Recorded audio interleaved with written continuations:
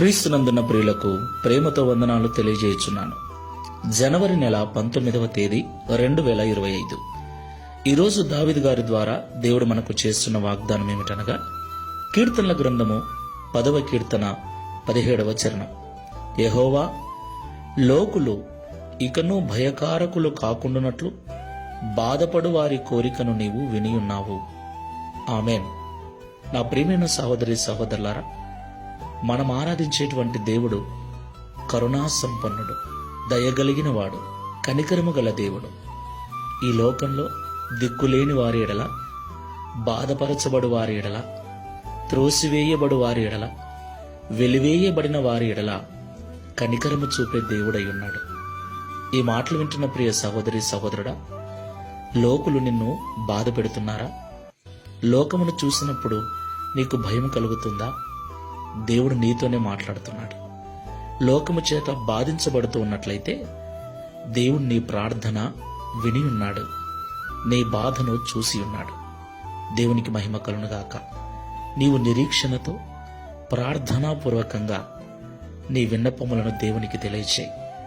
నన్నెవరు చూడట్లేదు, నా బాధను ఎవరు పట్టించుకోవట్లేదని నువ్వు అనుకోవద్దు.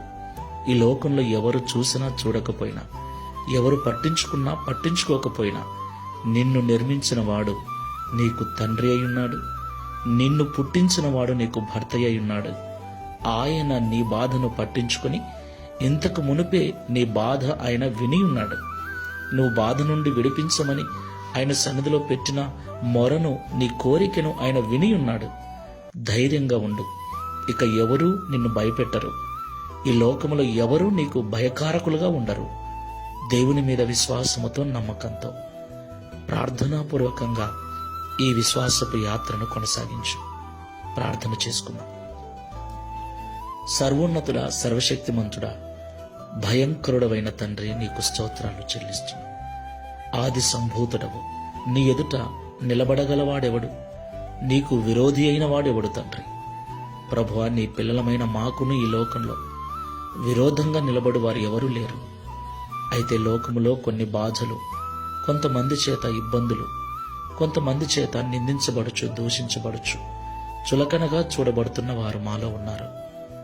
ఆ బాధను తట్టుకోలేక, భరించలేక నీకు మొరపెడుతూ ఉండగా, వారి మొరను, వారి కోరికను వినియున్నానని ఈరోజు మాతో మాట్లాడినందుకు స్తోత్రాలు. నిరీక్షణ అనుగ్రహించండి. శుభప్రదమైన నిరీక్షణతో ప్రార్థనాపూర్వకంగా గడుపుటకు సహాయం చేయండి.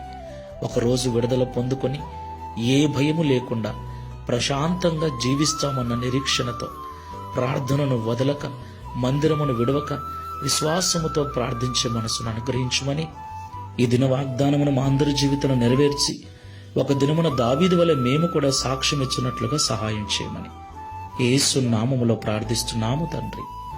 ఆమేన్. Praise the Lord. God bless you.